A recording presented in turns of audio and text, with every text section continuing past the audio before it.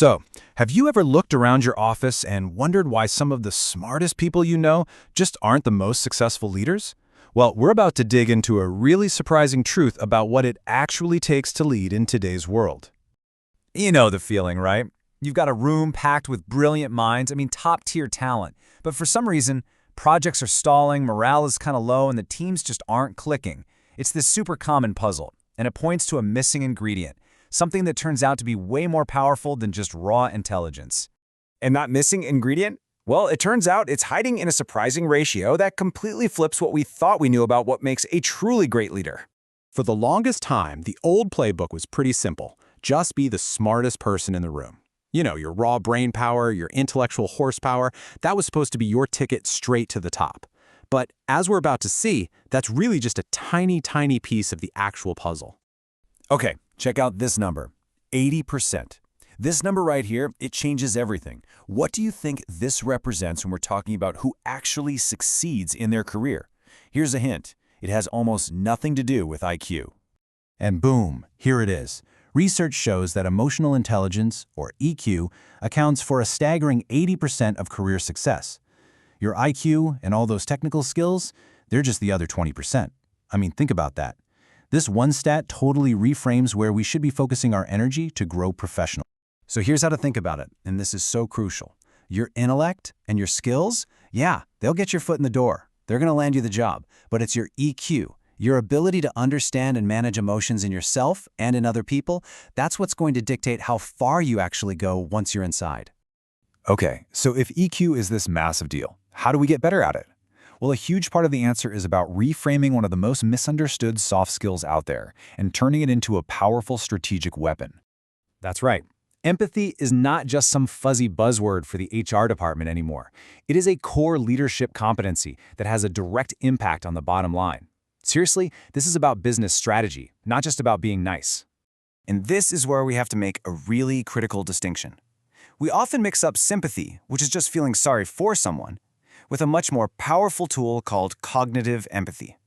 So for example, if a team member's struggling, sympathy is saying, "Oh man, I feel bad for you."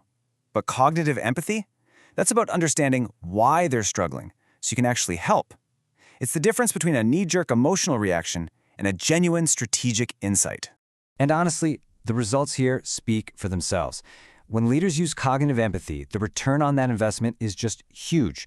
You get teams that are more loyal, they're more creative, and yeah, they're ultimately more profitable. Empathy isn't soft, it's what builds resilient, high-performing organizations.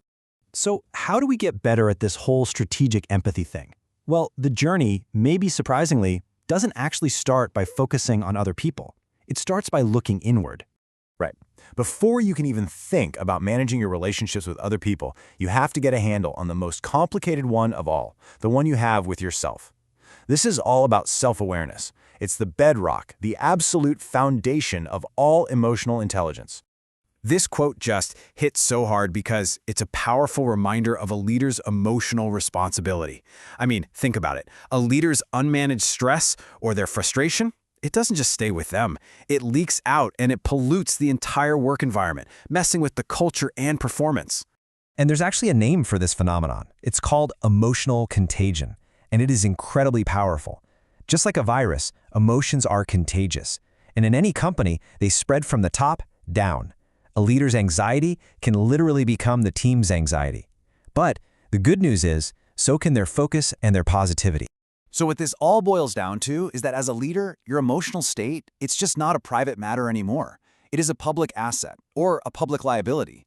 Managing your own mood becomes one of your most critical business responsibilities because it is directly tied to your team's productivity and their morale.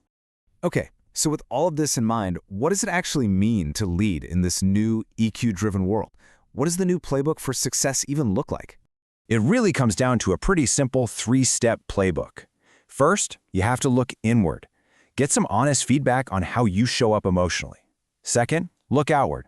Make it a practice to understand the why behind what people are doing. And third, be intentional. You have to recognize that your emotional state is one of the most powerful leadership tools you have. And that right there is the big takeaway. The competitive edge doesn't belong to the leader who can just shut off their emotions anymore. It belongs to the one who can actually harness them. The human element, that is now the absolute key to strategic success. So as we wrap this up, I want to leave you with a question to really think about. Are you focused on being the smartest person in the room, or are you focused on unlocking the intelligence and the potential of everyone around you? Because the answer to that question is what will define your entire leadership journey in this new EQ era.